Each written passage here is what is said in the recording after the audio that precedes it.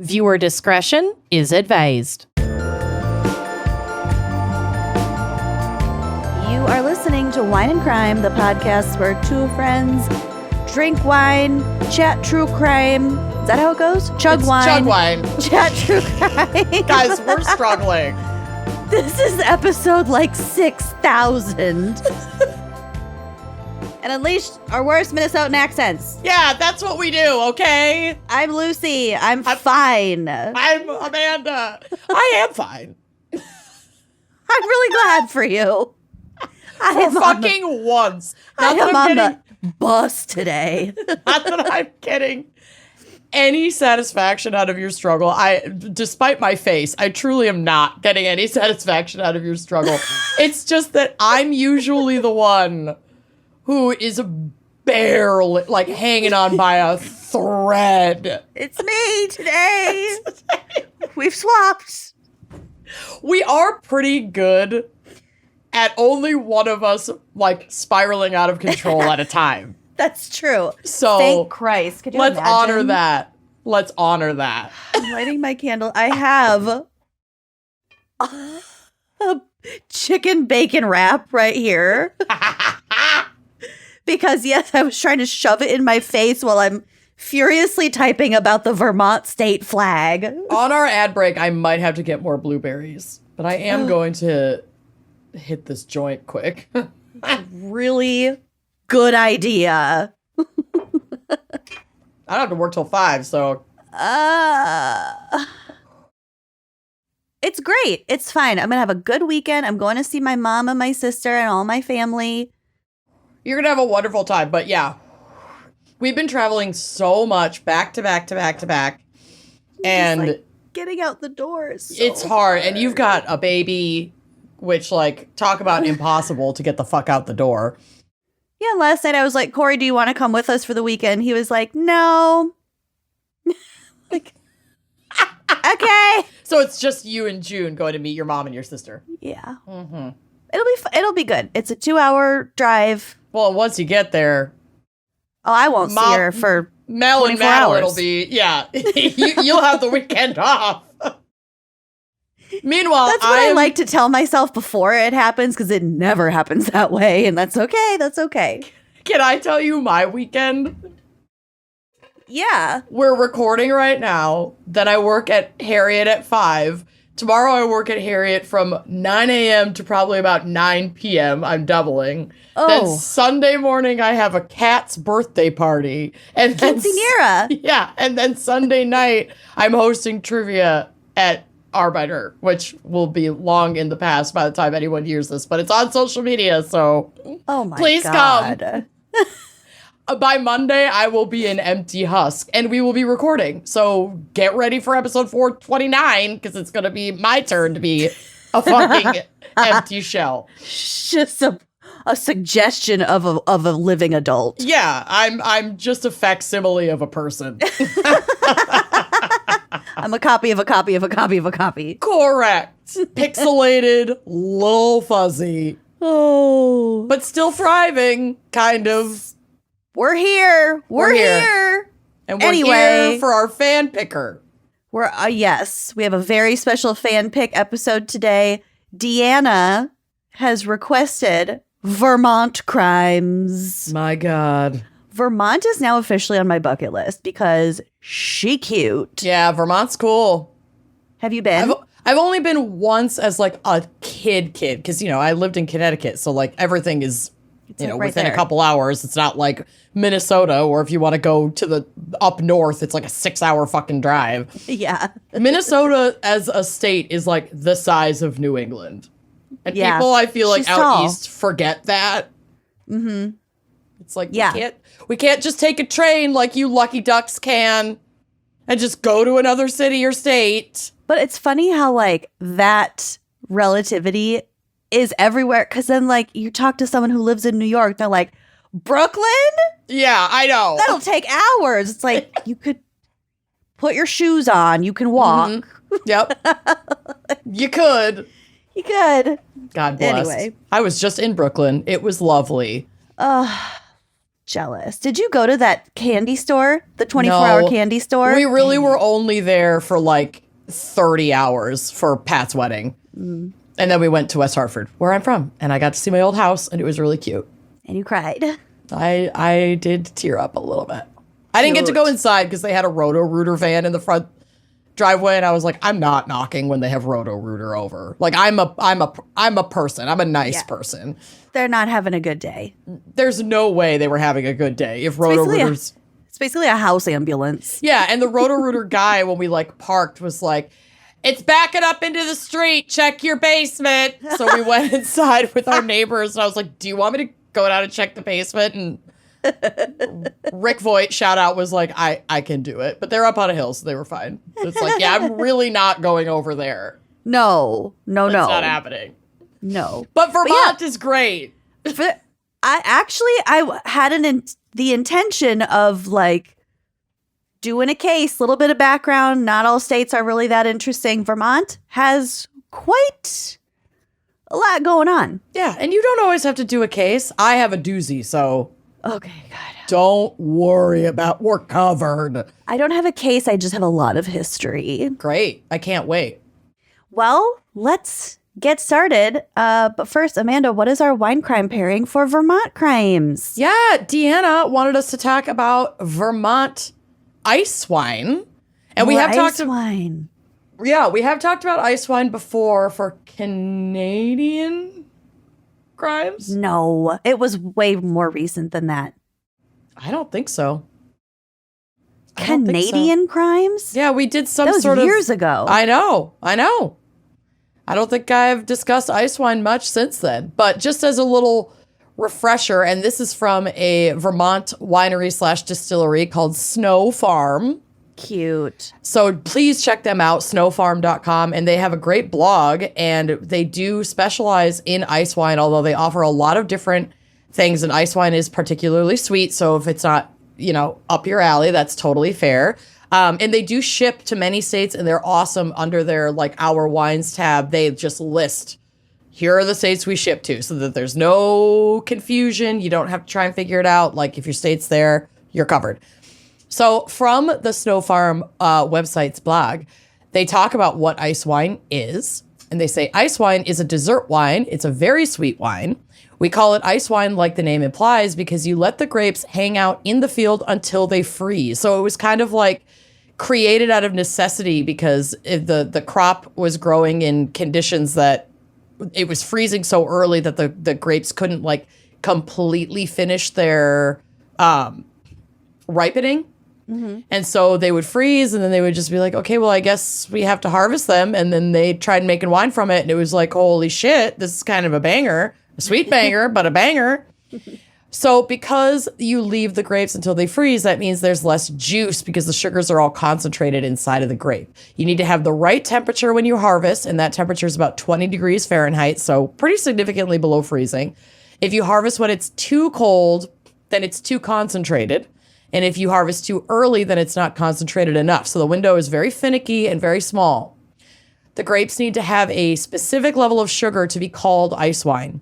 It is a difficult process. You pick the grapes when it's cold, and that requires, to make this wine requires a lot of grapes and mittens, yeah, and a lot of work in cold conditions. Sometimes you have to pick at night. Pressing the juice is also a long process. Imagine putting rock hard grapes into a wine press. Some presses break because of the pressure. Fermentation also takes 3 to 6 months and is very tricky, but the end product is so delicious and intense that it's definitely worth making. Snow Farm Vineyard last made a batch in 2023, and what they say here is that they can make ice wine every year because of the conditions, but they prefer to wait and only make it when the quality of the grapes is exceptional and the conditions are the most favorable, because it's so intensive and so labor heavy that it's like, if it's not going to be pretty much perfect, then we're not even going to spend the time and the energy to make it. Mm-hmm. So I believe their most recent vintage is the 2023, and their favorite recommendation is the Snow Farm Vidal Blanc ice wine. And this one is described as a unique wine made with Vidal Blanc grapes left to freeze naturally on the vine. A very intense, sweet wine. You can drink it on its own, and it is meant to be served chilled. But You don't say. You don't say. But for a full experience, you do want to let the wine warm up just a bit in the glass so that it really opens and you can discover the full range of flavors and aromas from the wine. Rich notes of honey, pineapple, and other exotic fruits throughout, and can be paired with foods that have a high fat content like rich cheeses or desserts like cheesecake or ice cream. Oh, remember my cheesecake? Pregnancy phase? Yeah, I miss it. I miss when you liked sweets. But yeah, so I don't have this. It's a little early in the day for me to be drinking. I took a hit of my strawberry cough, and I'm drinking a Kirkland brand lemon sparkling water. What do you have? Coke in my Love. Kentucky Derby glass. Cute. And of course, my chicken wrap. Well, duh. All right, well, let's take a quick break to hear a word from our sponsors so you can also take a bite of your chicken wrap, and then we can dive into the history and flag of Vermont. Let's do it. Your teeth are important. I don't know how to explain this, but they are incredibly important. And they're also, expensive to maintain. And I know we don't think a lot about our teeth while we're sleeping. But if you're a night clencher, you might be doing damage that you didn't even really realize you're doing. But the good thing is you're not alone. Like, if you're part of the 30% of Americans who grind their teeth, then your smile really does need protection. And there's no better solution than Remy's custom fit night guard. I have woken myself up because I'm clenching my teeth so hard before. Queen. Yeah. Yeah, and when you're really stressed out, it's not something you can really control while you're sleeping. So night guards are the answer. Both dentists and teeth grinders recommend Remy because a custom fit night guard is the best way to protect your teeth. And Remy is 80% less than the dentist and also way easier. So they send you your impression kit in the mail, comes straight to your door. Remy gives you step-by-step instructions to get your perfect impression. Their customer service, like if you are not sure about it or if you're nervous or whatever, reach out to them. They will handhold. They will walk the you whole through process. They're so helpful. So helpful. And it's also like kind of crafty. Like I got a little bit of like craft endorphins out of doing this impressions kit. Making your creation. And then you mail those bad boys in. Remy ships your custom fit night guard, which is made in the US in Las Vegas. So like, how fun. Buy American. You get your night guard back and start protecting your teeth. It's so thin, you don't even know that you're wearing it. It's not uncomfortable at all. You don't even feel it. The best part is Remy is so confident you'll get a perfect fit that they offer a 45-night perfect fit guarantee or your money back. Yeah, and if you try it and it's really not working out for you, they'll work with you. Again, like you said, their customer service is so incredible. You do not have anything to lose. Also, no waiting rooms, no overpriced bills, just a better way to protect your teeth while you sleep. So try Remy risk-free at shopremy.com/gals. Use code GALS to get up to 50% off your night guard at checkout. That's 50% off at shopremi.com/gals with code GALS. And thank you, Remy, for sponsoring this episode. With summer in full swing and full temperatures, I am getting that familiar urge to refresh my closet and get things that aren't just like black and shapeless. But I'm trying not to waste money on pieces I'm only going to wear once, or like I have a bad habit of buying clothes because I have a very specific event in mind for it and then I never wear it again. So that is where Quince comes in. Their clothes are timeless. They feel luxurious. They look elevated. And the quality is just so far beyond what you would expect for the prices that they have. It's the kind of wardrobe upgrade that just makes sense. Yeah, they have all the goods. We're talking 100% European linen tops starting at $30. They've got washable silk dresses and skirts. They have soft cotton sweaters. I have a bunch of the linen pieces. I have a linen romper that's super, super cute and just So really, cute. It's lightweight and so easy to pack, so easy to steam any like little wrinkles out. It's just like very easy to care for. And you really will be reaching for these pieces again and again because you can switch them up, you can dress them up. Sometimes I'll put like a cute undershirt and make the romper work like little overalls. Like it just works super well. They also have really high quality swimwear. I just ordered the Italian crossback one-piece bathing suit. And you know, you don't want to like spend an arm and a leg on bathing suits, but you want a swimsuit that's actually going to hold up. This bathing suit is, $49.50. Like the risk is so low and the quality is so high. I'm just obsessed with it. And that's really how it is with Quince because everything with Quince is half the cost of similar brands. They work directly with top artisans and cut out the middleman so Quince can give you luxury without the markup. You're getting those timeless quality pieces that are going to last in your rotation. Quince also only works with factories that use safe, ethical, and responsible manufacturing practices and premium fabrics and finishes. You're really going to feel the quality the second you put it on. That's like everything. I mean, the jewelry. I literally live in my little gold paperclip necklace. I have very sensitive skin. It's never caused me any irritation. The color hasn't faded. It's just beautiful. You can tell how much they care about every piece that's in their inventory. So give your summer closet an upgrade with Quince. Go to quince.com/wine for free shipping on your order and 365-day returns. That's QUINCE.com/WINE to get free shipping and 365-day returns. Quince.com/wine. Okay, Lucy, take it away. Tell us everything that you know about Vermont. I now know a lot about Vermont. I can't wait. Okay. First of all, she's a cutie patootie. Yeah, mega cutie. A lot of calendars. A lot of postcards. Calendars and postcards at their like gift shops, gas stations, prevalent. Well, they have so much natural beauty to be proud of. It's a picturesque state. Mm-hmm. So Vermont is a state in the New England region of the northeastern United States. Okay. It borders Massachusetts to the south, New Hampshire to the east, New York's huge dumper to the west, and the Canadian province of Quebec to the north. Yeah. So it's on the Canadian border. This will come into play later. Mm-hmm. Come into play like it's a plot line that it's next to Canada. It is. It's for the plot. Yeah. It is. Look how big this blueberry is. Damn. It's being Really a big dumper. It is 157.4 miles long, 90.3 miles wide at the Canadian border, and 41.6 miles along the Massachusetts border. It's so small. It's a little bitty baby. Yeah. Nothing will beat like Delaware, Rhode Island, but she's small. Mm-hmm. Much of its eastern border runs along the Connecticut River Valley. Its western boundary with New York runs down the middle of Lake Champlain. Mm-hmm. Sha or Cha? I think it's Cha, but I don't know. I haven't lived there in a long time. Lake Champlain for more than half of the length of the lake. Mm-hmm. That lake is long and skinny too. Yeah. The Green Mountains run right up the middle.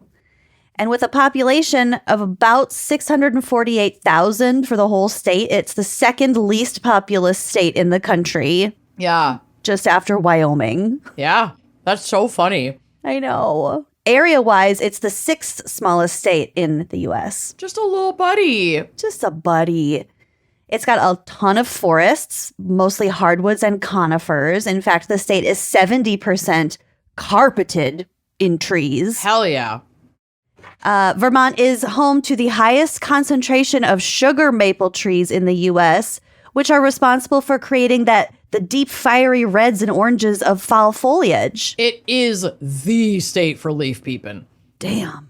Uh-huh. I'll never forget our drive from Brooklyn to D.C. at peak leafing. It was pretty amazing. It was like the trees were on fire with Look at that color. It was fucker. amazing. Yeah, look at those fuckers.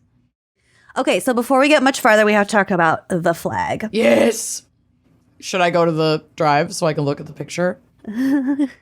Only if you don't comment on any of the other ones. Okay, I'll be good. The flag consists of the state's coat of arms and motto on a field of azure blue. While the pine needle supporters of the coat of arms are represented throughout New England and symbolizes the small pine tree branches worn at the Battle of Plattsburgh near the end of World War. Not that those weren't words that I wrote. Nope. Near the end of the War of 1812. There it is. The World War of 1812. The pine tree in the middle of the coat of arms represents the Vermont forests. Mm-hmm. The cow and the three, what I super thought were little baby bell mushrooms. I thought they were mushrooms too, but then they do not make sense in terms of the size of the cow. Yeah, they're like as big as the cow. Yeah. Well, they're sheaves of wheat. Okay. And they represent the dairy and agriculture industries. The deer head on top, I think it's like a disembodied. Yeah, and he's like looking away from the paparazzi. Like, no photos, please. He is. He's got a tilt. He's got a weird little tilt really, to him. the perspective is bizarre. Like, the photographer was laying on their back. I know. Looking up at it while it, like, hated on him and tried to move away. Yeah, like, this is not my good angle. No, not Sheena's good side. Well, I don't have any info about the angle of the Buck. Yeah. That buck. But that buck is supposed to represent Vermont's wildlife. And I then would we imagine. have the Green Mountains in the background. Yeah, Gorgina. Down below. I like this flag. It's good. Mm-hmm. It's good as far as state flags go. The motto Freedom and Unity is also used, although I don't like how it reads left to right. Yeah. Freedom, Vermont, and Unity. Mm-hmm. And the A in and is Covered. almost completely covered. By the fold of the flag. Yeah, we have notes, but in terms of state flags, this is one of the less problematic ones we've seen. Like, there's nothing racist on it. Yeah, it's quite beautifully designed. I think it was smart to lean into the beauty and vast forestry of the state. Mm-hmm. Well, you can't avoid it, really. Yeah, they did good. They did good. We're proud of you. The motto balances two different ideals, the freedom of the individual citizen and the welfare of the common good. Okay, so bless their hearts. Bless them. On May 1st, 1804, the number of states in the U.S. rose to 17, and it was expected that the United States would change to 17 stars and 17 stripes at that time. Sure. So in anticipation, go look at the other flag that's on the drive. Oh, the wow. one that, Okay. In anticipation, Vermont adopted the expected new U.S. flag design with the addition of the name Vermont embroidered along the top. However, the U.S. did not add any stripes at this time, resulting in the Vermont flag having more stripes than the national flag. Yeah, it looks like complete nonsense. It a little bit backfired. And this is the laziest Vermont. Yeah. It kind of looks like a kid being asked to recreate the American flag from memory. Mm-hmm. And the kid lives in Vermont and was very excited about that. Mm-hmm. But it don't look right. It's just not, yeah. And then I also have a picture of like a bunch of white dudes at the state house holding up the state flag that they have now. Mm-hmm. Okay. I mostly just liked it because I like looking at old photos like this. Yeah. Like, With look the how big tall rotary those fan in the ceilings back. are. Yeah, it's 2:03 in the afternoon. It's hot. They're in 3-piece suits. It's hot. They all engage with white supremacy. And All they are of them. proud of this flag. They're This like, guy "Ooh." with the little belly in the front with his hand in his pocket kind of looks like the Monopoly Man cartoon. He really does. Yep. I like the guy with the round glasses behind him that's just like, ooh. How did I end up here? He looks like Aaron on the Valley at the dinner talking to Jesse. Girl. He's got those eyes. That man That's is nuts. on drugs, He's got to be. allegedly. But that was wild to see in the sneak peek. Yeah. The eyes bugging out. And it's like, You have to know that you're surrounded by a camera crew. Can't you feel your face Oh, a little bit better than that? Not when you're that blasted. I guess. All right. So that's it about the flag. Okay. And their cute attempt to like be super on top of things. Mm-hmm. We're ready for that 18th stripe. Not happening, buddy. Sorry, guys. Or, yeah, 17th stripe, whatever. So the state's modern name, Vermont, comes from the French Les Monts Verts. Les Monts The Green Verts, Mountain. the Green Mountains. Nailed it. And Vermont is nicknamed the Green Mountain State. Cute. The capital of Vermont is Montpelier, which is the smallest state capital in the U.S. And it's the only capital without a McDonald's. Oh, wow. Good for them. Yeah, I wonder what they do have. A Jack in the Box? probably. Something crazy like that? Something I don't even know absolutely what's out crazy. there. No. No one knows. There's no way to know. There's no way to know. The Vermont State House's dome is covered in real gold leaf, and its floor, in the floors inside, visitors can discover real fossils from Vermont's own fossil reef Oh, wow. called Chazzy Reef at Isle La Motte. Cool. It might be Chazy. Chalzé. Chalzé. In 1968, Vermont was the first of 4 states to ban billboards. I love that. I wish we could do that in Minnesota. Did you already know that they banned billboards? I didn't know that they were banned in Vermont, but I do know that, like, I've been to Hawaii. You can't see them there. I don't know where else they're banned, though. Maine and Alaska. Oh, okay.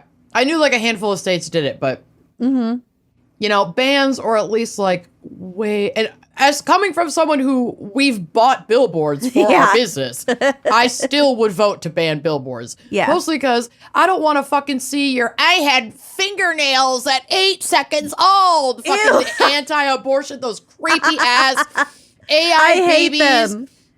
Fuck I could feel you. pain. I want to abort you more after seeing that shit. It's having a reverse effect. Church of Jesus, whatever the fuck that bought that billboard. Fuck you. When you die, you will meet God. Oh, okay. I saw that one.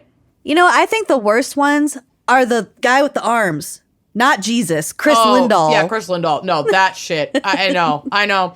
We've turned They're that everywhere. into like local legend though, so we found a way to have fun with it. But What is the strategy behind buying 4 billboards in a row right next to each other that are the same? everybody talking about it. I mean, everyone talking knows about it now. Precise. This is the strategy, and bitch, it's working. Yeah. Chris it's Lindahl's just all over annoying. local forums. Like, it's all word of mouth. And it's mostly people being annoyed by their ads, but everyone's talking about him. He'll sell your house. Guaranteed offer. I hate it. I hate it so much. Oh my God. Okay. So Vermont was the first state before it was a state to ban slavery. Okay. So this was before they were a state. The delegates from what would become Vermont forbade adult slavery within their republic. Although only adult slavery, though. It's confusing. It was the first to abolish slavery for those older than 21 in its constitution. Okay. And in the year 2022, Vermont voters officially amended the constitution to prohibit all forms of slavery. Okay.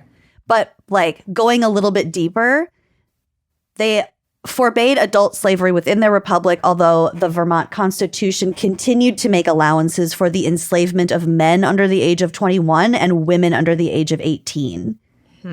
So I think until 2022, that was in their constitution. Uh-huh. So that's a little bit. Just goes to show it. It helps to clean house of all your papers and documents and stuff every now and then. Sure does. Vermont was also the first state to legally recognize same-sex couples when it created civil unions, and it is the first state to affirm marriage equality through the legislature, making same-sex marriage legal in 2009. It is true that lesbians love Vermont. Yeah. And they have a pretty high queer population. Do they flock there? I mean, every lesbian I've ever met, which is a lot, because I love y'all, and I'm and I've hooked up with y'all. Is Loves from Vermont or has lived in Vermont. I'm telling you. Vermont is for lovers. I love it. Same-sex lovers. Mm-hmm. It's the birthplace of 2 U.S. presidents, Calvin Coolidge and Chester A. Arthur, who I always forget was a president. He's like the forgotten president.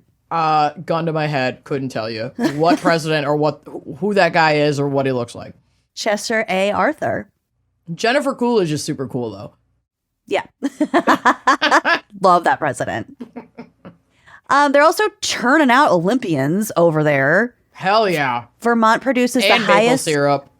Yeah. Because of all the sugar maple trees, which account for its beautiful fall foliage. Mm-hmm. Okay, so it produces the highest percentages of U.S. Olympic skiers and riders. I don't know. Riders? Girl, I don't know. you're asking me to clarify something about a sporting event, a world-renowned sporting event. Yeah, you're right. Let's just forget I brought that up. But speaking of I'm offended. the skiers, Vermont is home to the nation's first ski tow, which was built in Woodstock in Like the 1934. rope tow? Yeah. Oh, Clev. Speaking of snow, there is a guy named Wilson Bentley, nicknamed Snowflake. Do you want to guess what he's known for? That held up. Yeah. Do you want to guess what he's known for? Oh, okay. Wilson Snowflake? Wilson Snowflake Bentley. Plow services.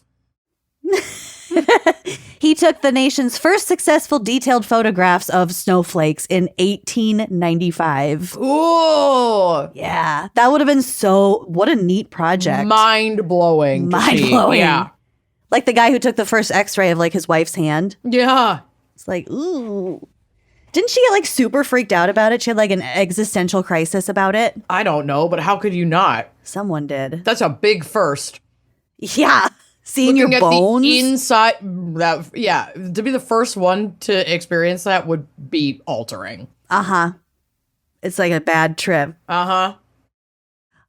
Vermont is home to, I don't know how they got these numbers.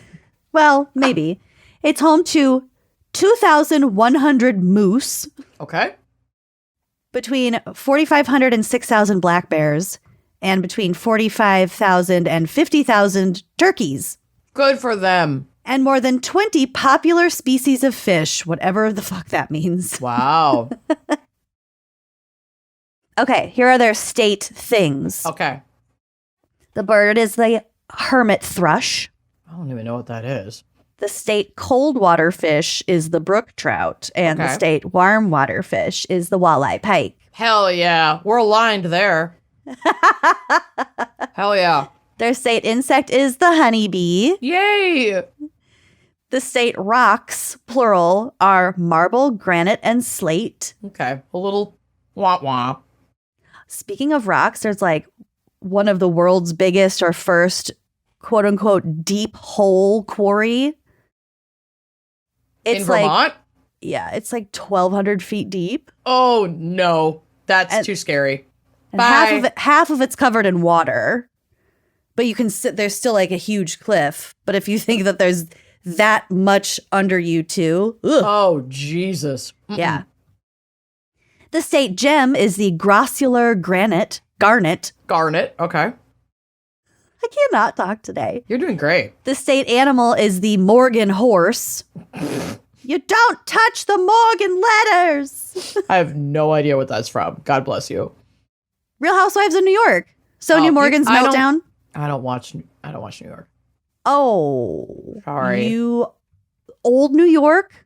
I know. I've only seen parts of it. Josh, are you listening to this shit? Yeah, he knows. I have brought this up multiple times. I have been shamed for this before.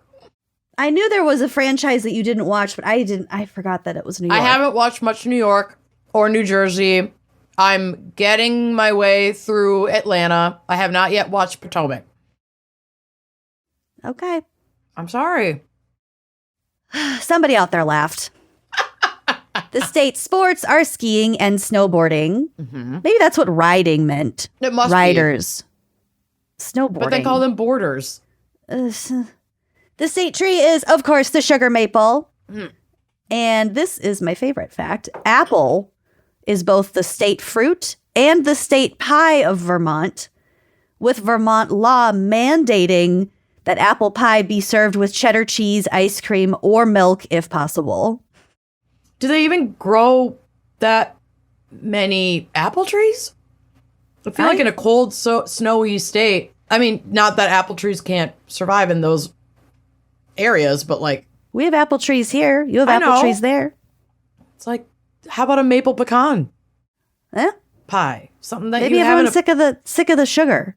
Maybe. It doesn't Not that give apple reasoning. pie is not sweet.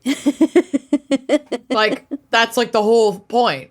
Well, maybe that Sweet they're as just apple sick of pie. it getting drilled into their heads, you know? Maybe. Shake it up with an apple. Okay.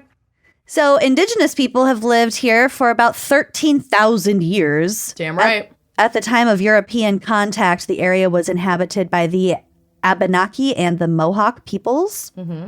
First, the French claimed the territory as part of New France. Yeah, I wondered LOL. with all the... There's still so much French Yeah. naming. Montpellier. Yeah, I figured it was the French who colonized it first. Yeah. And then when the British were like creeping up along the Atlantic coastline, we got the 7 Years' War, and New France, turns out, was never a thing. Never came to fruition.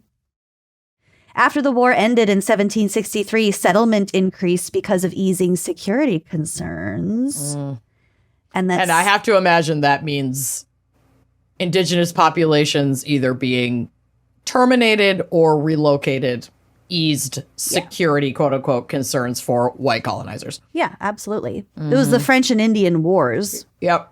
So they drove out the French and the Indigenous Native population. Yep. okay, but that's sort of where we get it's got a very feisty history post colonization. So it was its own republic for 14 years, which I think is really, really cool. This is from Wikipedia. The Vermont Republic, officially known at the time as the state of Vermont, was an independent state in New England that existed from January 15th, 1777 to March 4th, 1791. So it was founded when delegates from 28 towns that were just like near each other, yeah. between the lake and the river. Between the rivers and the lakes that they're used to. Yes. And they declared independence from the jurisdictions of New Hampshire, New York, and Quebec. And land claims of, there we go, the British colonies of Quebec, New Hampshire, and New York. So I think what happened is that New Hampshire, New York, and Quebec were all fighting each other over these areas of land because it's all in between them. Quebec, they're all British colonies. Let's see. Well, So the area, isn't Quebec a French? Well, it became a British colony, but it was, I think, also originally occupied by the French, which is why they speak French in Quebec, Canada. I don't know the history of that, of the French people in Canada, but The Canucks. the Canucks, but obviously the French took over something up there. And then the Brits were When like, we- JK, that's ours, but you can like stay, I guess, but you belong to us now. I don't fucking know. I don't fucking know. Yeah, I don't know. I don't care. It's a different country. I know nothing about Canada. I know. We're not It's all taught right. about Canada. We're not. We're going to keep it that way. Yeah. Okay, so these territories, these areas of land in between those three places, these were called the New Hampshire Grants or the Grant lands. Okay. And they were basically being kind of like identified, doled out, controlled by this guy from New Hampshire. I think his name is Bennington. But he was just kind of a rich prick. He's a landlord, Right. is what he was. So New Hampshire had these grants. New York had similar grants, and these two flavors of grants were overlapping in some areas. So there was quite a lot of dispute between New Hampshire and New York over this land. Yeah. But now it's Vermont, bitch. Now it's Vermont. So in the decade leading up to the Revolutionary War, most of the settlers and land speculators in what would become Vermont held New Hampshire titles to their land. So they were basically on New Hampshire's side of the whole squabble. Sure. So the British come in And they're like, no, this land is under control of New York. So New York is more on like the British side of things. New Hampshire's less so. Sure. If that makes sense. So, of course, this results in a militia called the Green Mountain Boys. This is from VermontHistory.org. When a New York sheriff leading 300 militiamen attempted to take possession of Grant's Land's farms in 1771, he was met with resistance. A determined group of Bennington militia led by young firebrand's Ethan Allen. Oh my God. I always forget. I mean, it's hard to forget the East Coast connection to Ethan Allen because it's fucking everywhere out there. But yeah, I forget that. I didn't know that this was connected with the brand. I'm 99% sure it is. Hey Siri, is the brand Ethan Allen connected to the historical Ethan Allen? You'll need to unlock your iPhone first. Oh, fuck. Oh, Something went wrong. oh yeah, did it? I'm on the Wikipedia page. Yes. It's named for a son of Vermont and American hero, Ethan Allen. Okay. Yeah, that Ethan Allen. There you go. I thought it was. Well, you remember, you know who didn't get a whole couch store? Who? Was his partner, Remember Baker. His name is Remember. His first name is Remember. What up? That's mean. Well, we forgot about him. Never forget Baker. So Who? Ethan Allen and Remember Baker stopped this militia of 300 people trying to come in and take their land. Several Grants towns then organized committees of safety and military companies to protect their interests against the Yorkers. These military groups called themselves the New Hampshire Men, while New York authorities referred to them as the Bennington Mob and course. rioters. It's all about optics. By 1772, the New Hampshire Men sort of changed their moniker to the Green Mountain Boys. It's catchier. And maybe they didn't want to be associated with the Bennington anymore. Right. Because again, he was kind of no. And just giving them themselves their own Political name identity. rather than allowing themselves to be identified by their opposition. I'm sure there's power in that.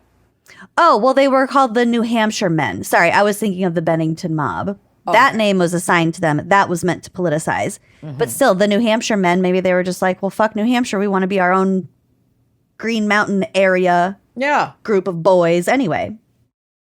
When they continued to terrorize, beat, and burn out Yorkers, the governor of New York offered rewards for their capture and then, in absentia, sentenced them to death.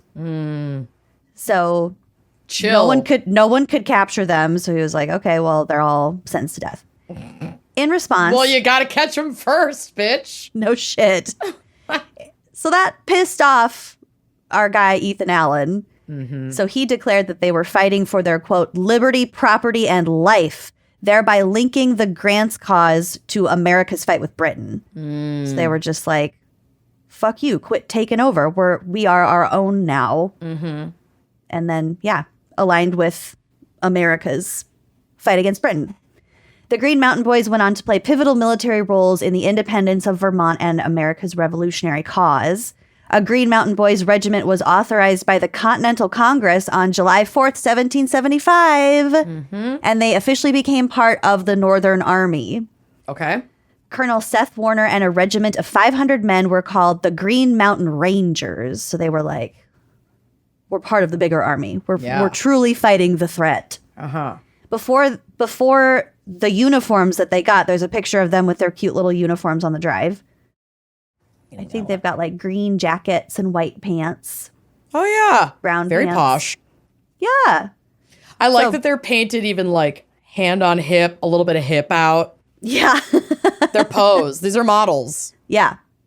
So before they became the Green Mountain Rangers and were like part of the actual military, the Green Mountain Boys had no formal uniform, wearing primarily buckskin jackets and breeches. Probably making them harder to find and identify too. So good for them. Yeah.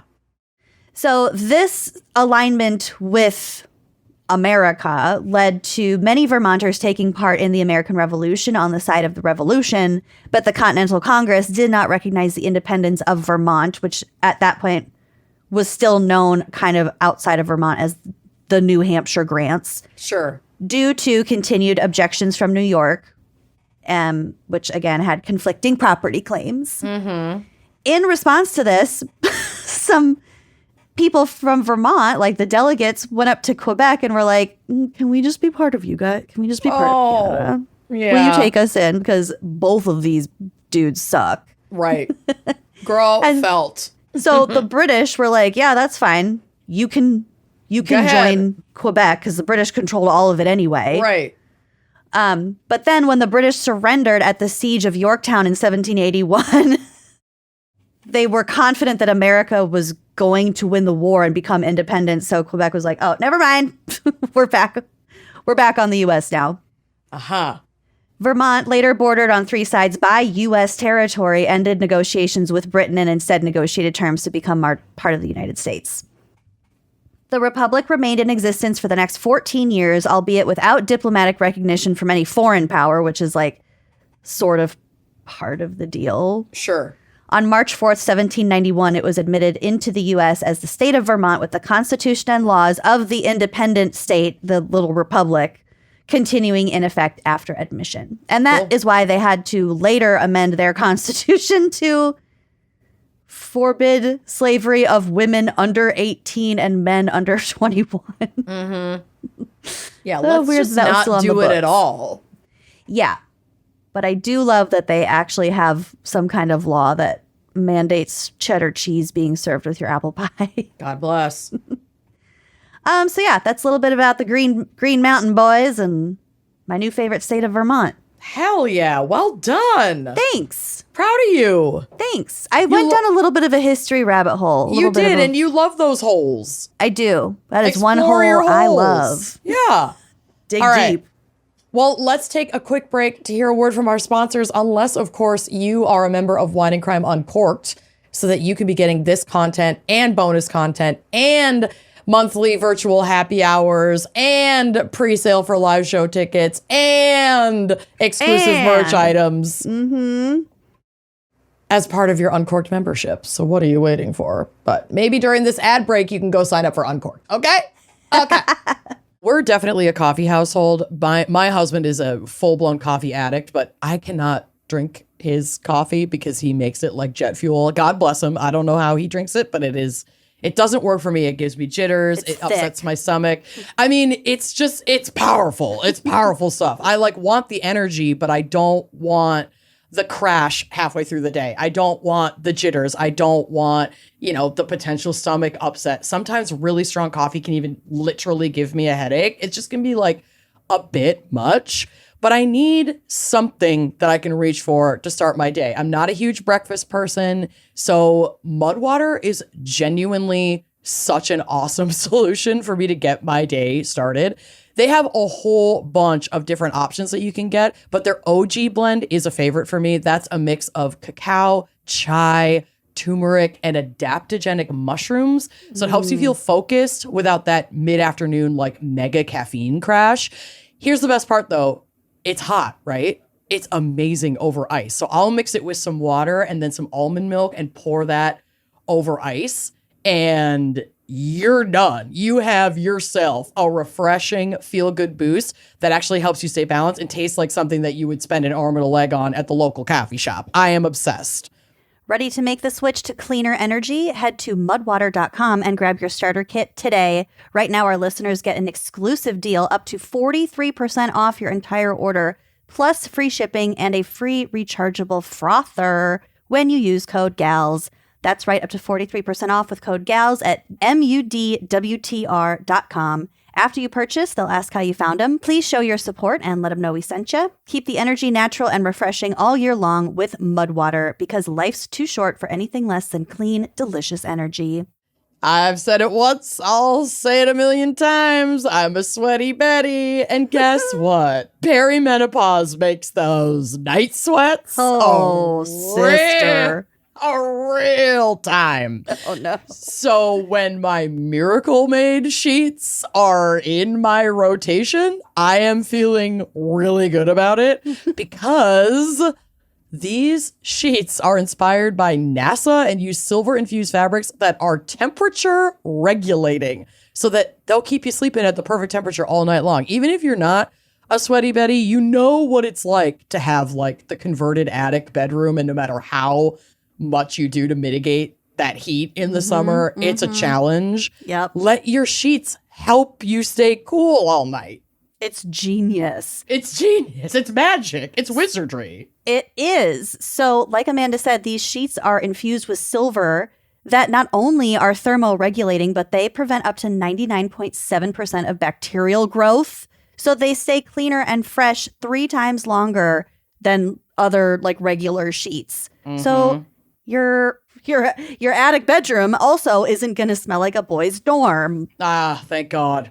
Yeah, they're inspired by NASA, Women in STEM. These sheets are designed to keep you at the perfect temperature all night long, no matter the weather, so you can sleep better, get better quality sleep every single night. And stop sleeping on bacteria. It's gross. Bacteria can clog your pores, cause breakouts, cause acne. Sleep clean with Miracle. These sheets are also luxuriously comfortable. Honestly, this is the cherry on top for me. They are so soft and like smooth. Yeah. And they come without the high price tag of other luxury brands and feel as nice, if not nicer, than sheets used by some 5-star hotels. I probably would sleep on uncomfortable sheets that had all of these other incredible benefits. Yeah. but And it's you like- don't have to. They're so soft and smooth. I love them. Yeah. So upgrade your sleep as the weather heats up. Go to trymiracle.com/gals to try Miracle Made sheets today. And whether you're buying them for yourself or as a gift for a loved one, if you order today, you can save over 40%. And if you use our promo code GALS at checkout, you'll get a free 3-piece towel set and save an extra 20%. Miracle is so confident in their product, it's backed with a 30-day money-back guarantee. So if you aren't 100% satisfied, you'll get a full refund. Upgrade your sleep with Miracle Made. Go to trymiracle.com/gals and use the code GALS to claim your free 3-piece towel set and save over 40% off. Again, that's trymiracle.com/gals to treat yourself. And thank you, Miracle Made, for sponsoring this episode. So while Lucy enjoys her rap, I am going to dive into my case, which is provided, recommended, requested by our fan picker, Deanna. So per our fan picker, I am taking you to the quiet rural landscape of Montgomery, Vermont. And this is a well-known case, specifically if you live in New England. So it's definitely more of a revisit than a introduction. But this is a case that has perplexed investigators and heartbroken a family for over 2 decades. It's ongoing.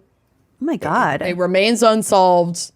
And, you know, anytime that it's discussed, there is always the hope that people will hear about it and have their memories jogged and maybe have some information. So we will have all of the ways that you can provide tips or information at the end of this segment. So stay tuned. So today we're discussing the disappearance of Brianna Maitland. And Brianna was just 17 years old when she vanished on March 19th, 2004. She's like our age. This happened, you know, right in our senior year of high school, basically. Jesus. And like I said, her case remains one of New England's most well-known missing persons mysteries. She was born on October 8th, 1986 in Burlington, Vermont. Brianna Alexandra Maitland grew up with her parents, Bruce and Kelly Maitland. She also had an older brother, Waylon, and they lived on a farm in East Franklin near the Canadian border. I love the name Waylon. I know, I do too. I just like these, like some of these old school names. This might sound weird, but it's not that uncommon for these like rural farming communities So their home was pretty off grid. They used solar and water power. It was heated by a wood burning fire. It was like very, you know, we're living off the land. We're self-sufficient. It's kind of in the middle of nowhere. It's pretty bare bones. Yeah. And a rural lifestyle like that fosters hobbies like hunting and snowboarding. And, you know, Brianna definitely partook in all of that. But as she got older, she desired a little more freedom and a little more of a robust social life because she's a teenager. So like anybody, 17. yeah, anybody would want that. In October of 2003, on her 17th birthday, Brianna decided to move out of her parents' home. And her family was supportive of this. It was like there was not distress at home. It wasn't contentious. Brianna wanted a little more independence and she wanted to live closer to her friends. Her friends went to like a high school that was closer to quote unquote town. And she was mostly homeschooled, it sounds like. And then she moved out to live with this friend and her friend's dad and got her GED. So she was working on her GED. So she settled in with her friend Jillian Stout and Jillian's father in Sheldon, Vermont. So it sounds like Jillian was going to the school, but Brianna didn't enroll at the school. She's like, I'm so close to finishing all my credits. I'll just get my GED so that I can apply for colleges. Mm-hmm. So Brianna pursued her GED and she worked 2 jobs to support herself. Interestingly, Brianna was extensively trained in jujitsu in her youth. Oh. And in fact, just 3 weeks before she disappeared, she got into kind of like a party fight with a former friend. And this former friend, I guess, broke her nose and gave her a little bit of a concussion, but she like fought back and she did file charges, but the charges were later dropped and the assailant was cleared of any involvement in Brianna's disappearance just weeks later. This was a totally separate incident, kind of like a schoolyard spat, but at a party. So Brianna had her nose broken. Yes. Okay. Yep. Oh Brianna was gosh. injured in the fight, but I assume she won. I mean, you might get a good sucker punch in on somebody who's well trained in jujitsu, but like you're probably some kid is probably not going to win that fight. The fight probably ended pretty quickly. Yeah. But then on the morning of Friday, March 19th, 2004, Brianna had a big day. She took her final GED exam, which is super awesome and exciting. And then after completing it, she and her mom celebrated by having lunch. And then Kelly took her shopping. And Brianna was talking to Kelly about her plans for, attending college and applying to colleges around the area. And Kelly said, like, Brianna was in good spirits. She was excited for the future. She wasn't giving any signs that she had plans to leave or like end contact with her family and friends. It just seemed pretty normal. And then later in the afternoon, while they were out shopping, Kelly noticed that Brianna's mood shifted a bit. Kelly noticed that her daughter seemed a little unnerved, maybe a little shaken, agitated, and then like briefly stepped outside the store and then came back in and just seemed like a little bit off. While some speculate that she saw or spoke to someone when she stepped outside of the store, private investigator Lou Berry suggests that she may have simply gone to smoke a cigarette. This was a habit that her mom disapproved of, so she could have been like, oh, God damn it, I need a cigarette, but my mom's going to smell it on me, and she's going to be really annoying about it. She was 17. She might have just been having typical teenage agitation with her mom, anticipating her mom's going to give her shit about smoking a cigarette. It's possible she was also anxious about getting ready for her shift that night. She was a dishwasher at a restaurant called the Black Lantern Inn. That was one of her jobs. So Kelly dropped Brianna off back at Jillian's house where she was living between about 3:30 and 4 p.m. This was the last time that Kelly saw her daughter. Before leaving for work, Brianna left a note for Jillian saying that she's going to be back after her shift. She usually got home between 10 p.m. and midnight, depending on how busy it was. And she included the Black Lantern Inn's phone number in case Jillian needed to reach her. Brianna then drove to the Black Lantern Inn, which again is a restaurant. It was in Montgomery. It's like 30 minutes away from where she was living with Jillian. And the car she was driving was like, it was her car. Her mom had given her the car, but it was still registered in her mom's name. So it's a green 1985 Oldsmobile 88 sedan. So cool. I just love, she's driving this like old fucking Oldsmobile in 2004. I would have killed for a car like that, but I bet it got terrible mileage. So according to the Black Lantern Inn, her shift was uneventful. She had no visitors. She had no phone calls. At Black Lantern Inn. That sounds so foreboding. I know. But, I would eat there. Oh, yeah. It sounds cool. Yeah. But like in the context of how I'm hearing about it. It definitely is creepy. And there are other kind of creepy locations that we're going to get to. At approximately 11:20 p.m., Brianna clocked out and was seen by coworkers getting into her car and leaving the parking lot. She had told them that she can't stay and hang out after shift, which most people working in restaurants often do, because she needed to rest. She had an early shift at her second job in St. Albans the next morning. So it's like, I got to go home. I got to go to bed.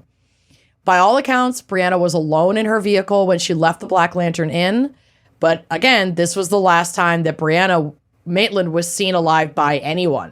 So she had her whole shift. Everything was normal. She went home. She's like, I got to go to bed. And then no one saw her or heard from her again. The next afternoon, so Saturday, March 20th, 2004, a Vermont State Police trooper was dispatched to a report of an abandoned car on Route 118 in Richford. This location, which is about a mile from the Black Lantern Inn, was known as, quote, the Old Dutch Barn or the Old Dutchburn Barn or just, quote, Dutchburn House. Wow. Creepy. There's a picture of it on the drive. The house had been abandoned since the 1990s after a violent home invasion took place there in 1986. Oh, my God. So in that situation, a man claiming to be a stranded motorist came to the house asking for gas, and there were two brothers who lived there, and it was an operational farm. So they lived there and worked on the farm. And they were like, we don't have any gas. And then the stranger broke in and violently assaulted them to steal cash that the brothers had, I guess, been known to keep on hand. So I guess the guy got made off with like almost $6,000 in cash. And the brothers did survive, but they left the farm within a couple of years. I think they were just unable to continue living in the place where they had experienced such a traumatic event. Yeah. And I have to imagine, I keep getting hung up on, why was her car found there? Like, why there? And I wonder if there had been a reason that she went there or if the car was left there. It's a possibility that the scene that was discovered was staged. And it's like, I could totally see a location like that becoming the stuff of, urban legend in the area. So it makes you wonder if there's any significance to Dutchburn House as a location for her car. It's abandoned. It looks pretty It's isolated. rural. Maybe if someone was planning on abducting her, they sort of planned ahead to have a place where they could take their time doing whatever they were doing. Right. Very possible. Investigators immediately noted that the scene was unusual. So as you can see from the photo that I included on the drive, the car pictured there is her green Oldsmobile. Oh, is that how it was parked? Well, it was found backed into the side of the abandoned house. The car had collided with the building with enough force that its rear bumper was stuck on the foundation, elevating the rear tires and disabling the vehicle. Weird. There was also a piece of plywood. It's not in the picture because the picture is from the other side of the barn, so you can only see the front of the car. The damage is in the back of the car. But there was a piece of plywood that had covered a window, like a boarded up window that fell onto the trunk of the car. So clearly reversed into it at pretty substantial speed to do damage like that and to stick the car hooked over onto the foundation. Yeah. Inside the unlocked vehicle, the keys were missing, but 2 paychecks from the Black Lantern Inn made out to Brianna Maitland were found on the front seat. Outside of the car was found loose change, a water bottle, and an unlit, unsmoked cigarette on the ground near the car. The trooper's initial assumption was that a drunk driver had abandoned the car. So they didn't contact the registered owner of the vehicle, which would have been Brianna's mom, Kelly Maitland. He instead went to the Black Lantern Inn, but it was closed because he saw the paychecks or whatever on the car, the sheriff. But it was closed, so no one was there to confirm who this person was or when they had last seen her or what the deal was with the car. So that they just called a tow truck to take it to, the police impound or whatever, and left the vehicle and whoever the driver was to be dealt with another day. Which, to be fair, it's it's small town. you don't immediately assume something is a violent crime scene. But Yeah.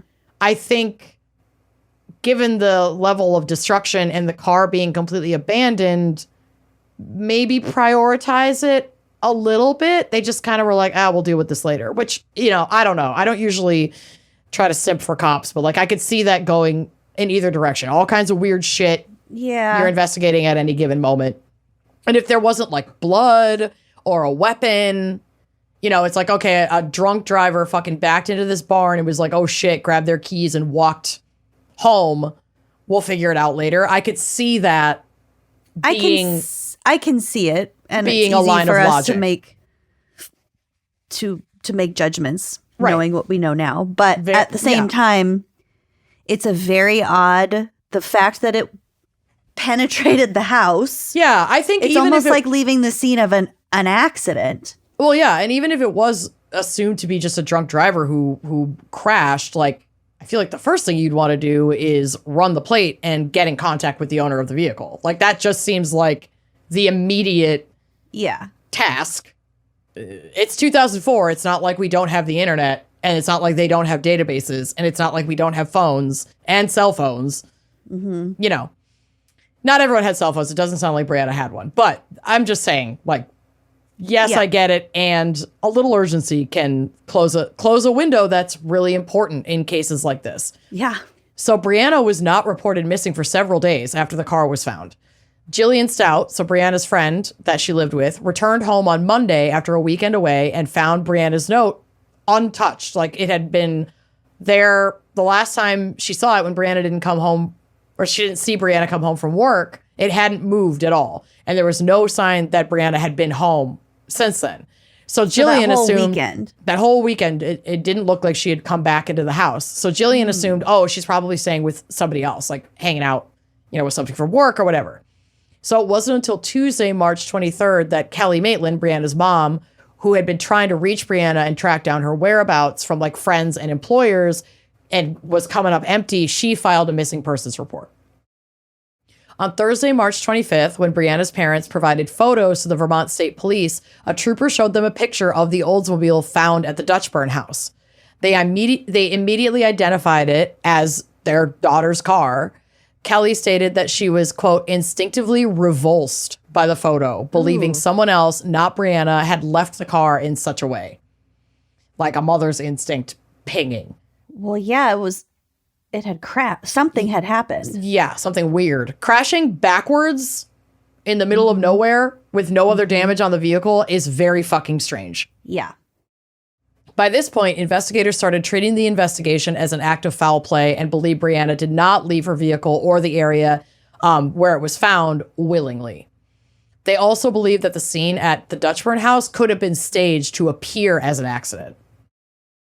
So, But were... You're going backwards. Yeah, I know. It's like, it's just a drunk driver. We'll deal with it later. Now it's like, well, wait a minute. Maybe this is a staged But then crime if scene. if a person were staging something like a minor car crash, why would you throw it in reverse and do it that way? Good question. I think there was a struggle. Possibly, but yeah, there's not really any evidence at the scene itself to indicate much of a struggle. So who knows? I'm just theorizing. Yeah, I mean, it's a very challenging case because I feel like there's just not a lot to go off of. But there are witness sightings near the old Dutchburn house from the night of Brianna's disappearance. And those include a man who drove by between 11:30 p.m. and 12:30 a.m. on March 19th/20th, like middle of the night, who said the car's headlights might have been on, but that he saw no one in or around the car. So this isn't like a super busy road, but it's a pretty main throughway even for this rural community. So people were on it consistently, a few hours apart, potentially, like in that time span. A second man driving by between midnight and 12:30 a.m. on March 20th recalled seeing a turn signal flashing on the car. Ugh. Around midnight, a couple witnessed a tall, stocky man standing in front of the Oldsmobile's headlights, and later a silver or gray Honda Civic speeding, then braking abruptly at the scene. So somebody believes they saw at least one man and another vehicle at the Dutchburn house. Oh my God. Around 4 a.m. on March 20th, a former boyfriend of Brianna's drove past but didn't see anyone in or around the vehicle. The next morning, passing motorists found the scene odd enough to stop and take pictures, noting loose change, a water bottle, and a bracelet on the ground. These were all among the things that were found when the sheriff came. In the week following Brianna's disappearance, law enforcement investigated numerous tips. An anonymous tip led to an April 15th, 2004 raid on a house in Berkshire, which is about 10 miles from Montgomery. And this house is occupied by 2 known drug dealers from New York, men named Raymond L. Ryans and Nathaniel Charles Jackson. Police found drug paraphernalia, cocaine, and marijuana, but no sign of Brianna.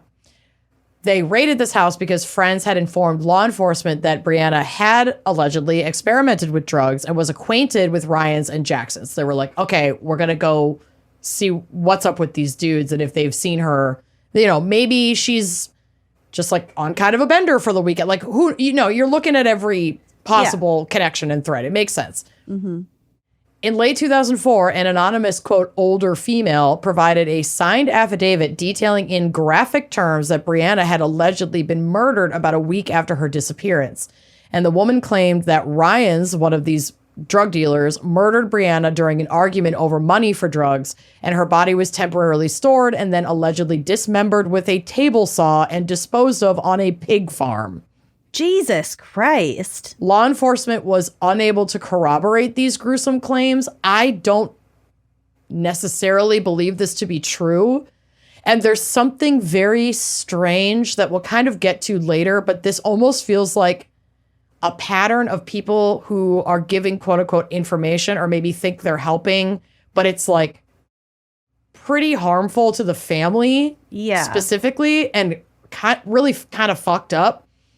Harmful to the investigation to be wasting those resources, right? Too. And going as far as signing an affidavit is strange if it was a complete lie. So maybe this person really did just hear something through the rumor mill and like wanted to make sure that it was on record, which I respect. I do respect that. But if this isn't true and this is just like shit people are saying, on the street, stop. That's not helpful and really harmful to the family. And like you said, to the investigation itself. So this is the part that gives me pause about this signed affidavit, because the Maitland family was also receiving uncorroborated anonymous phone calls like to their home. Ew. Suggesting that Brianna was, quote, tied to a tree in the woods or disposed of at the bottom of a lake. Oh my God. So just like leave this fucking family alone. I cannot imagine people doing this. Like, what compels you to call a missing person's family and say these things? Even if you think you're being helpful, then call the cops if you want to be helpful and pass along this information. Like, to call them personally when they're in the process of looking for it's abuse. It's harassment. Mm-hmm. Like, that's not the proper channel to do that. No. And people are fucking boundaryless and unhinged, and it makes me very uncomfortable. Yeah. So in 2006, security footage from the Caesars Casino in Atlantic City, New Jersey, showed a woman that did resemble Brianna sitting at a poker table, but this woman couldn't be definitively identified, so we can't be sure if it was her or not. But people and the investigation, like, after all these years, that was only 2 years after she disappeared. So people are still definitely approaching this case assuming she is still alive. Mm-hmm. Now, almost 20 years later, it's certainly a lot less likely that that is the case. But at the time, leads like that are really compelling, but then they couldn't confirm it. In 2012, so now it's been almost 10 years at this point, investigators explored a potential connection between Brianna's case and Israel Keyes, a known serial killer to be active in Vermont and New York. However, the FBI definitively ruled out Keyes as a suspect in late December of 2012, shortly after he died by suicide. Obviously, we'll have to get Josh Hallmark and his team at True Crime Bullshit to weigh in on that situation, but Josh, do you have a binder for Brianna? Maybe. But like, as we know from True Crime Bullshit, he was pretty candid with like his locations and his whereabouts and at certain times when he was active. So like if the FBI can definitively rule him out, it's likely that he is confirmed not to have been in the area at the time of her disappearance. Yeah. But people have been wrong before, and certainly Josh and his team have quite literally helped connect other missing persons cases to Israel Keys that the FBI was not connecting. So like that's not to say that it's an impossibility. It's just not likely. So yeah, Brianna remains missing to this day, but significant progress has been made in the years after her disappearance regarding DNA evidence. So in March of 2016, investigators revealed that they had recovered DNA samples from Brianna's car, and specifically a DNA sample was collected from an item of interest. We don't know exactly what that item is publicly, as far as I could tell, and that's probably intentional, because you don't want all of those details to be readily available so that if and when they do connect that to a specific individual, they can use that as a means to like corroborate whether or not that's the person. You know what I mean? So I get why they don't release that. But also, depending on the item, that would go a long way in indicating what type of DNA it was. Like if it was a water bottle or a pair of underwear. Right, exactly. I don't think any of her clothes were found at the scene. As far as I know, it was like jewelry, the cigarette, the water bottle, coins, the paychecks, things that there could have been clothes in her car, but from what I read, it did not appear that like Brianna, the clothes that she was wearing were left at the scene. So I don't think it's that. And I didn't see anything that indicates that the scene showed like intense violence or assault, because again, there's not like blood, a much of a struggle. The keys from the car are gone. The car doors were closed. Like she clearly got out of the vehicle. We don't know how exactly she got out of the vehicle. Whether she was pulled out or coaxed out is unclear, obviously. But so a specific DNA sample was collected from an item of interest found on the ground near where Brianna's car was discovered. This DNA profile was initially entered into CODIS, which is the FBI's DNA database, and compared against 11 persons of interest, but no match was found at that time. So I think this also kind of ruled out the drug dealer guys. They have not faced any charges. I'm sure they're still like, in the grand scheme of things, considered as part of this investigation, but there's nothing solid to connect them to her disappearance. Okay.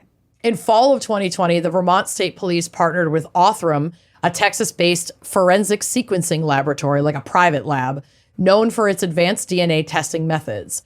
Othram scientists use forensic-grade genome sequencing and geological research to develop investigative leads.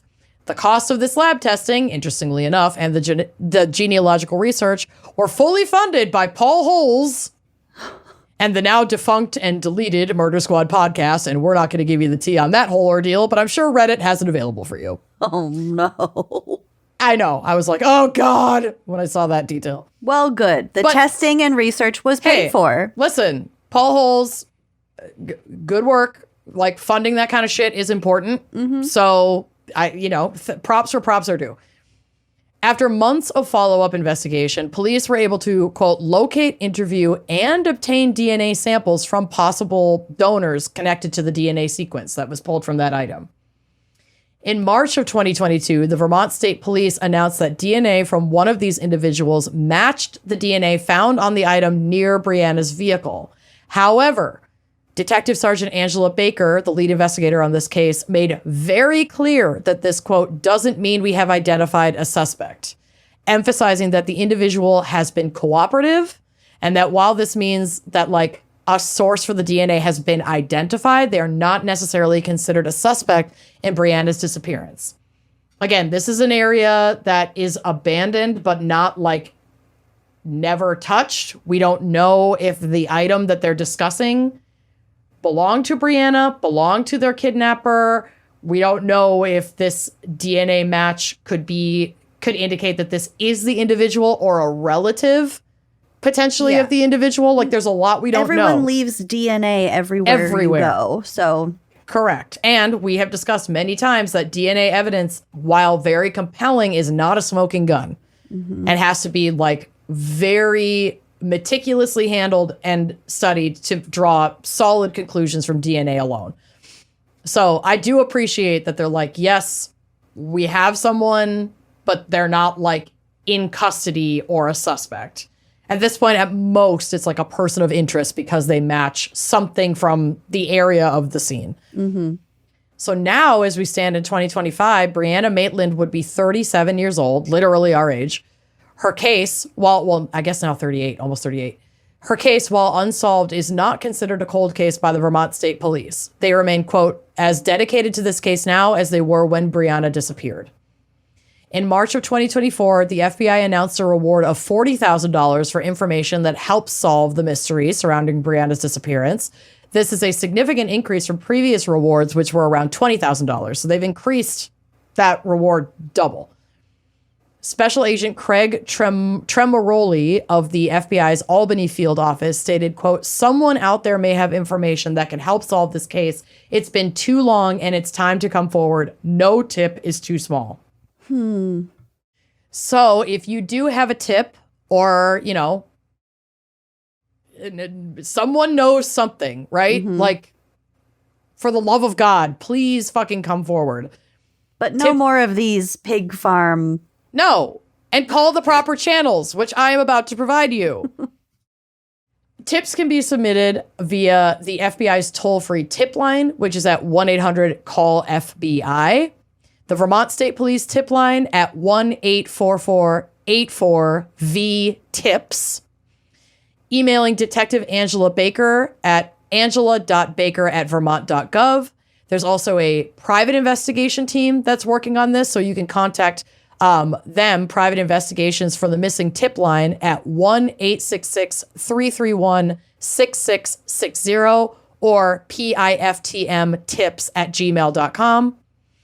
And, you know, it's wild that we still don't have more information because Brianna is a young, beautiful, white teenager. Her case has been extensively covered in the media, as most young, lovely white girls get, which, again, to reiterate, it's not a bad thing that these cases get a lot of attention. The bad thing is that every case spanning every cross-section and intersection of oppression and identity do not get the same resources or the same attention. Mm-hmm. But this case has been covered on Dateline NBC. There's a documentary series called Disappeared that covered it. Podcasts like The Vanished. There's a ton of extensive podcasts about this case if you are interested in learning more. Her case was discussed in the documentary series, The Disappearance of Maura Murray, because there had been some wondering if the cases were related, but law enforcement has since deemed the two cases unrelated, despite their proximity in time and location.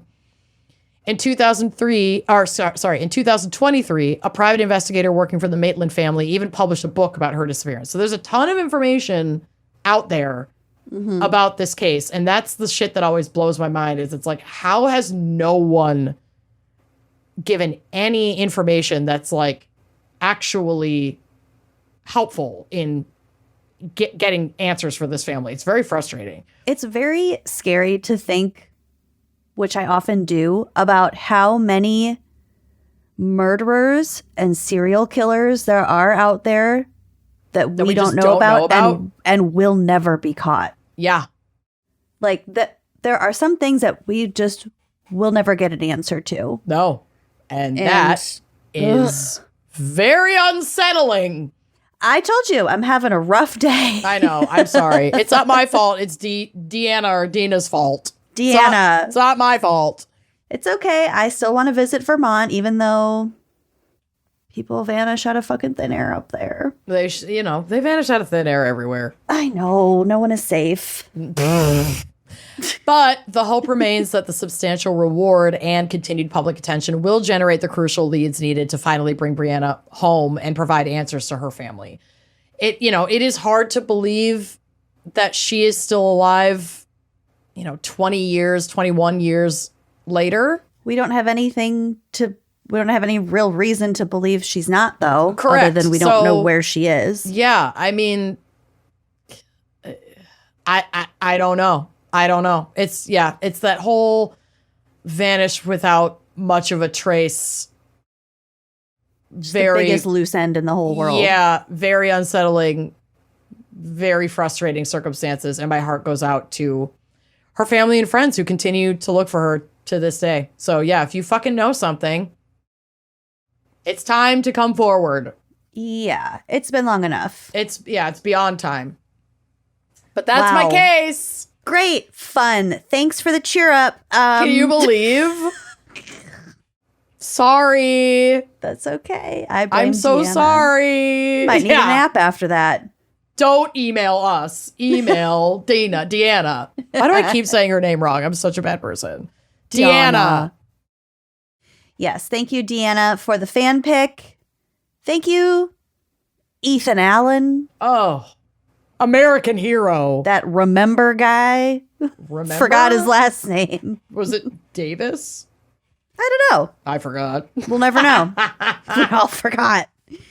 Oh, thank you so much for listening. And as Amanda said, if you want to listen to this and all of our episodes ad-free, join us on Uncorked because we have a very good time over there. We really do. Last night's happy hour was really fun. a blast. I know. I love our happy hours so much. The chat is so lively. We really get to like talk to you, answer your questions. It is a lot of y'all just watching us like get a little fucked up and catch up on shit that we wanted to tell each other about, but that's Pretty fun much. too. We answer questions. We We engage. do. We love Amanda it. got called a butterface by accident. It was by accident. They meant to say rubber face. I have forgiven my assailant. God bless. Thank you for listening, and we'll see you next week. Bye-bye.